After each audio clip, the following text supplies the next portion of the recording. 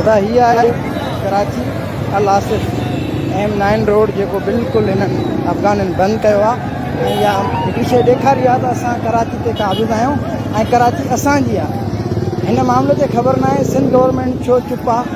मां त उन्हनि सिंधियुनि खे छा चवां, घणो कुझु चवण थो चाहियां पर नथो चवां, जेके असां वटि वेही करे ऐं हिननि जी सपोर्ट था कनि।